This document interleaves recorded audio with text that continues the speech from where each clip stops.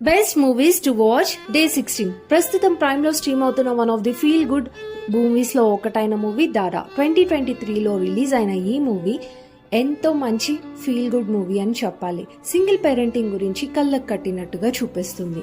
College days లో love చేసుకున్న Sindhu and money వాళ్ళు చేసిన చిన్న తప్పు వల్ల ఒక బేబీకి బర్త్ ఇవ్వాల్సి వస్తుంది.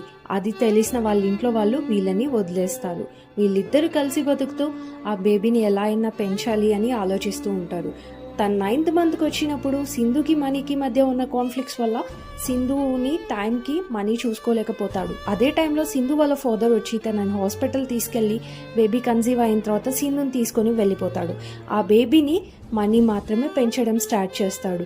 మనీ ఎలా ఆ బేబీని పెంచగలుగుతాడా లేదా, తర్వాత మళ్ళీ సింధుని ఎప్పుడు కలుస్తాడు, మళ్ళీ సేమ్ ఆఫీస్లో సింధుని కలిసిన తర్వాత మళ్ళీ వీళ్ళు ఒకటైతారా, దూరం